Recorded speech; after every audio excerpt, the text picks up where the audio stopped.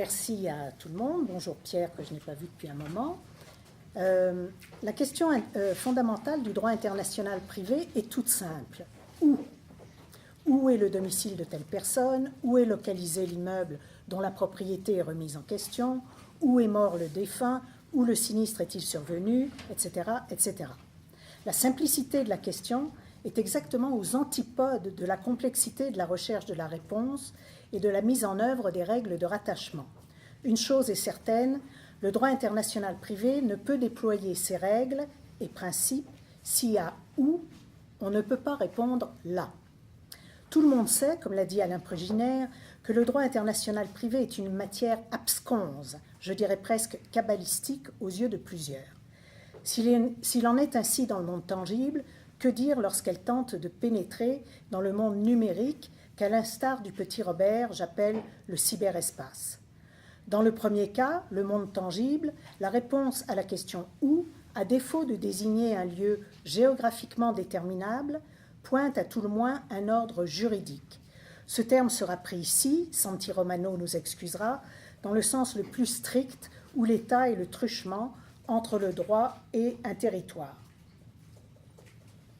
Il n'est pas besoin d'être grand clair pour comprendre que ces éléments, lieu, géographie, État, territoire, ne riment à rien dans le cadre d'échanges numériques, quelle qu'en soit la nature.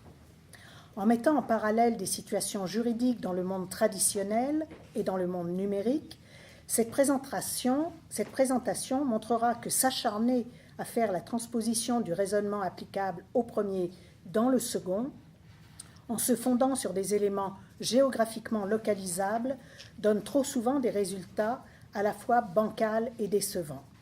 Ou, pour reprendre les termes de Vincent Gautret, on n'a qu'un Vincent, la correspondance entre droit vieux et fait neuf ne peut se faire qu'au prix d'artifices, méthode après tout que le droit connaît bien.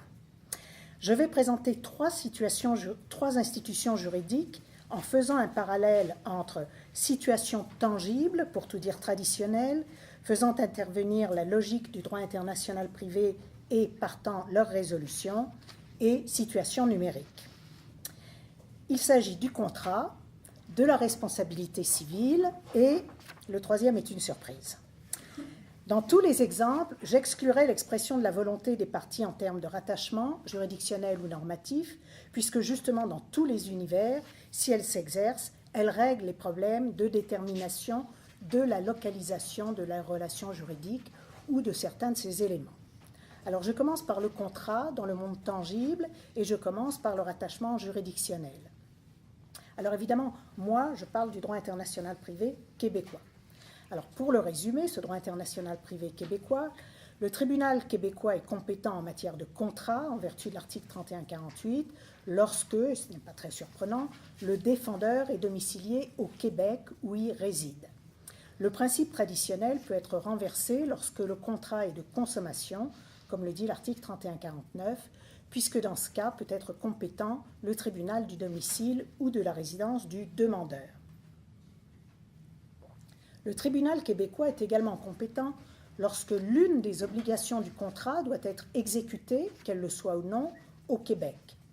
La règle ne semble pas poser de problème d'application selon la jurisprudence, qu'il s'agisse de la livraison de biens ou d'une prestation de services, par exemple. Dans certains cas, l'exécution de l'obligation est moins tangible et répondre à la question où a lieu son exécution peut être plus difficile. Il n'y a qu'à penser au paiement dans la mesure où le lieu où il doit être effectué n'est pas prévu explicitement par les parties ou ne se déduit pas de toute évidence des données factuelles de l'affaire.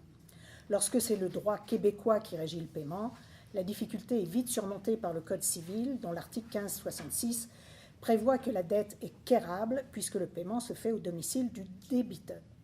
Donc, si le débiteur est domicilié au Québec, le tribunal québécois est compétent. Pour ce qui est de la loi régissant le contrat, en cas de silence des parties, le droit québécois prône l'application de la loi qui présente les liens les plus étroits avec lui, 3112, loi qui est présumée être celle du lieu de la résidence ou de l'établissement de la partie fournissant la prestation caractéristique. On le voit, il n'y a pas à cet égard de problème particulier.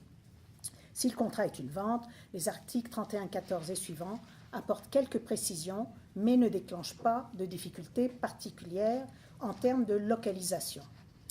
S'il s'agit d'un contrat de consommation, un peu à l'image de ce qui se passe pour la compétence, il y a une sorte de renversement de la règle puisque dans certaines circonstances, la loi protectrice du consommateur-acheteur régira l'opération. Dans le monde tangible, la seule difficulté de localisation concerne la loi applicable à la forme du contrat entre personnes non présentes, puisque cette loi repose sur le lieu de conclusion du contrat, article 3109. La contestation de la seule forme d'un contrat est tellement rare dans le monde tangible qu'il n'y a aucune jurisprudence sur cette question, même si parfois elle l'effleure, le plus souvent pour l'écarter. Mais je vais quand même indiquer la solution. Comme il est justement impossible de localiser la rencontre des volontés, la loi y pourvoit. Il y a lieu ici de faire une distinction, d'une part les contrats entre professionnels, d'autre part ceux faisant intervenir un consommateur. Dans le premier cas, le droit commun indique, article 1387, que le contrat est conclu au lieu où l'acceptation est reçue. Pour ce qui est des consommateurs, la loi de protection du consommateur indique que le contrat conclu à distance est réputé conclu à l'adresse du consommateur. Alors je passe maintenant au cyberespace, au monde numérique.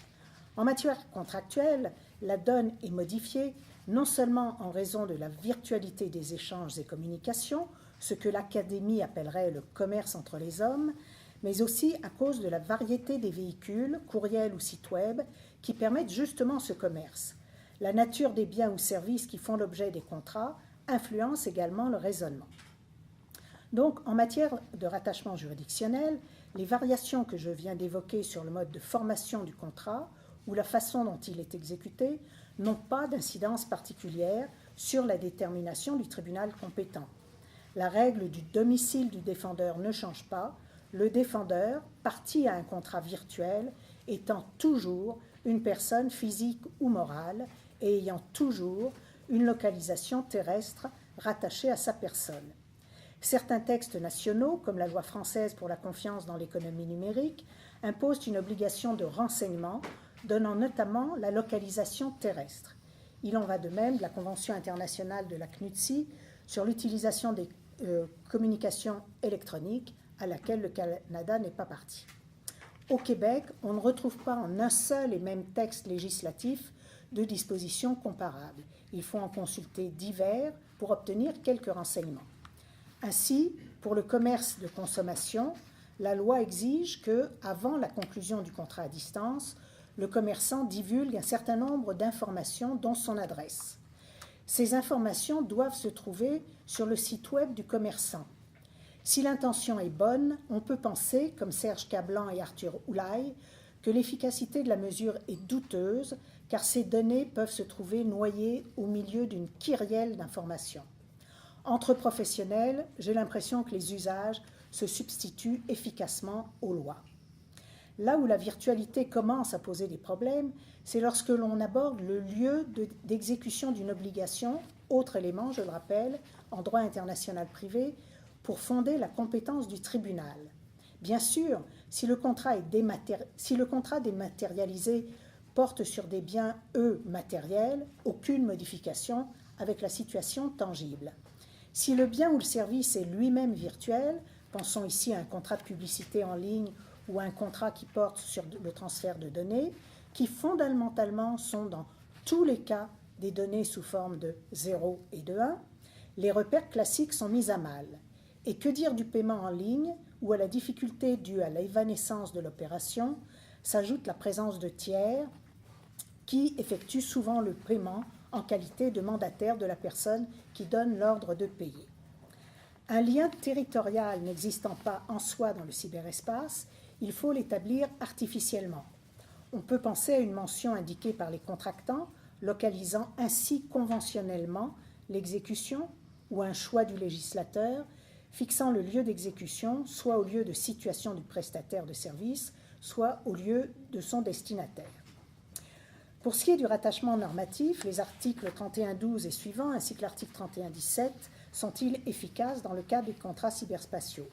Pour ce qui est des professionnels, la dématérialisation n'engendre pas de nouveauté, la résidence ou l'établissement du fournisseur de la prestation caractéristique, eux, n'étant pas dématérialisés et certainement facilement identifiables. Du côté des consommateurs, la situation est plus compliquée parce que l'article 31.17 oblige à distinguer deux sortes de consommateurs, ceux qu'en Europe on appelle les passifs et les actifs, que je préfère désigner comme les sédentaires et les nomades. À vrai dire, seuls les premiers, les passifs, pourront être considérés comme des contractants vulnérables, puisque leur loi protectrice ne sera appliquée que, pour résumer l'article, s'ils ne se sont pas déplacés, du tout ou spontanément, en dehors de chez eux.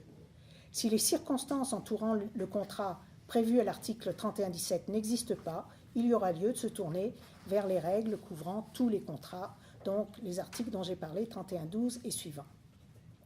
La difficulté ici, qui existe déjà dans le monde tangible, mais qui est exacerbée dans le cyberespace, réside dans les conditions d'application de l'article 31.17 et que les Européens connaissent aussi.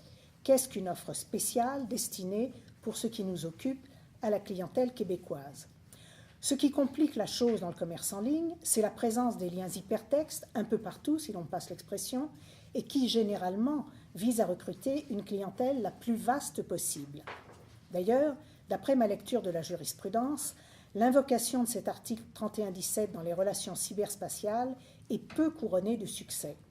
Il faut dire qu'il présente une autre difficulté, propre au cyberespace, lorsqu'il exige que les actes nécessaires à la conclusion du contrat aient été accomplis à la résidence du consommateur. Non seulement cela est difficile à prouver, mais en outre, avec les appareils mobiles de plus en plus nombreux, cette éventualité ne rime presque plus à rien. Pour conclure le volet contractuel de ma présentation, je pense que les difficultés propres au monde dématérialisé sont aplanies par la transparence, ce qu'ont compris certains législateurs, en imposant une obligation de renseignement permettant d'attribuer une localisation terrienne artificielle mais réelle à certains éléments nécessaires pour mettre en œuvre les règles de droit international privé. Alors je passe maintenant au délit dont vous avez déjà entendu parler, mais pas sous l'angle du droit international privé. D'abord, dans le monde tangible, en droit international privé québécois, qu'en est-il du rattachement juridictionnel? La règle contenue à l'article 31.48, paragraphe 3, lie la compétence du tribunal à l'un des éléments constitutifs de la responsabilité civile, soit le lieu du préjudice ou de la faute, soit le lieu du fait dommageable, outre, bien sûr, toujours, le domicile ou la résidence du défendeur. La Cour suprême du Canada a rappelé en 2013 qu'il suffit d'un de ces éléments pour conférer compétence au tribunal québécois, et elle considère alors le préjudice seulement économique subi au Québec comme constitutif de compétence. Par analogie avec les règles internes, le serait également la violation des droits d'auteur subie au siège québécois d'une entreprise le détenant. Pour ce qui est de la loi applicable, la seule règle simple est celle prévue à l'article 3 de l'alinéa 3 de l'article 31.26, menant à l'application de la loi du domicile ou de la résidence du responsable et de la victime si les deux personnes ont leur résidence ou leur domicile dans le même État. Pour ce qui est de la responsabilité du fabricant, la détermination de la loi en fonction soit du lieu d'établissement ou de résidence de ce dernier ou celle du lieu où le bien a été acquis, 31.28, n'est pas trop problématique. Le principe général énoncé au début de 31.26, je suis toujours dans le monde tangible, est plus difficile d'application en faisant intervenir le lieu de survenance du fait générateur du préjudice, ce que l'on appelle traditionnellement la lex loci delicti, à distinguer bien sûr du lieu où le préjudice lui-même est ressenti, comme le rappelle régulièrement la jurisprudence. Dans les cas très matériels comme un accident physique, il ne pose pas de problème. Même dans des situations moins palpables, il semble appliquer sans trop de difficultés, par exemple en cas de perte subie par un commerçant dont l'entreprise est située au Québec. On peut également penser à une utilisation non autorisée au Québec d'une marque de commerce. Là où tout devient beaucoup plus difficile à localiser, c'est en matière de diffamation, libelle de presse, etc.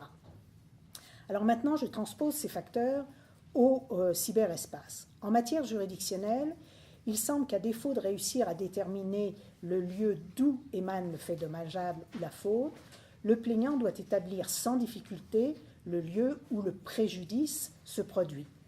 Il me semble qu'un préjudice peut se répandre sans difficulté outre-frontières par le biais des réseaux numériques. Personne, tenu responsable d'un dommage virtuel, je pense, ne pourrait nier qu'il ne pouvait prévoir, comme le dit l'article 31-26, que le préjudice se manifesterait en dehors de son État, puisque c'est l'essence même du commerce électronique de se jouer des frontières. Si un message sur support électronique, quel que soit son vecteur, en provenance de France par exemple, cause des dommages à son destinataire par sa diffusion au Québec, il y aura lieu d'appliquer, devant le tribunal québécois, le droit québécois. En bref, à mon avis, les relations cyberspatiales ne présentent pas beaucoup plus de difficultés en termes de rattachement juridictionnel ni même normatif qu'un délit diffus, je pense ici à la diffamation, dans le monde réel. Et j'en viens maintenant à ma troisième institution qu'est le mariage. En droit international privé québécois, la célébration du mariage est régie par la lex loci celebrationis. Peut-être vous demandez-vous pourquoi je parle de mariage. Tout simplement à cause d'un sujet qui sera abordé plus tard ces jours-ci. Si vous ne le savez pas déjà, apprenez que 3 mariages ont déjà été célébrés par la blockchain. On ne peut plus numérique donc. Le premier a eu lieu en 2014 alors que les époux se trouvaient en Floride. Est-il nécessaire de dire à Disney World? Je suppose qu'après le mariage, ils ont mangé de la barbe à papa et des Smarties. Pour information, leur consentement se formulait ainsi. La vie n'est pas éternelle et la mort peut nous séparer, mais la blockchain est éternelle. Un autre mariage a été scellé en 2016, quelque part sur un territoire britannique de l'océan Indien, si l'on se fie au nom de domaine. Entre les deux, en 2015, Edurne et Mayel se sont unis de la même façon. Ils expliquent en détail leur choix, rejetant en premier toute ingérence étatique en la matière, se réclamant notamment de la féministe anarchiste Emma Goldman. Ils s'objectent expressément aussi à toute localisation terrestre du mariage. Leur engagement sera, prévenait-il avant la cérémonie, notarié sur une blockchain. Où aura-t-il lieu? Le faire-part, numérique, indiquait que la cérémonie aurait lieu tel jour, online. Faut-il le localiser à Londres, où leurs amis sont invités à boire un verre ensuite avec eux? Quant à la noce, au sens restreint du terme de fête et banquet qui suivent le mariage, elle se déroule sur l'île de Santorini, en Grèce. Grâce à la blockchain, le certificat de mariage est permanent et inaltérable. Les différentes étapes de la célébration, le nom des témoins, certains engagements, etc., sont fixés éternellement sous forme numérique. Aucune confusion ici. La technique ne peut assurer que la célébration de l'union. Pour le reste, les conditions de fond, tant qu'on n'épouse pas un robot ou un autre être cybernétique, laissons le droit fiction de côté. Étant donné l'importance du principe de la lex loci celebrationis dans de nombreux ordres juridiques, sauf encore une fois à désigner spécifiquement la localisation de la célébration, n'en déplaise à Edurne et Mayel, je vois mal comment la déterminer. Dans l'état actuel des choses, je vois mal également comment les considérer validement mariés. Je conclus maintenant. Quelle conclusion tirer de ces quelques confrontations sommaires, monde tangible, monde numérique, en termes de droit international privé? Je fais à peu près le même constat qu'à la fin de ma thèse, soutenue il y a environ 15 ans, sur ce sujet. À quelques rares exceptions près, le droit international privé est bien outillé pour faire face aux échanges numériques. Toutes les difficultés peuvent être résolues en n'oubliant pas ce qui fait les échanges, ce qui anime le commerce électronique au sens large. Même dans les scénarios les plus futuristes, il y a toujours des humains derrière les 0 et les 1. À la question « où ?», il est toujours possible d'apporter une réponse terrestre, donc de faire un lien entre un événement ou une donnée et une personne qui a forcément un domicile, une résidence, un siège social ou un établissement à la surface du globe. J'ai toujours pensé que l'on pourrait considérer le cyberespace comme un espace en soi, terrain d'activité, de relations, etc. Pour aller plus loin, pourquoi ne pas le voir comme un ordre juridique avec sa lex numerica, ou mieux, un ordre social, et cette fois convoquer Santi Romano, lui qui a voulu, comme l'écrit mon collègue Jean-Sylvestre Berger, faire entrer dans le champ du juridique des ordres sociaux non exclusivement étatiques, tels que la communauté internationale, les organisations infra-étatiques, etc., qui entretiennent entre eux et avec les institutions juridiques étatiques un potentiel de relevance.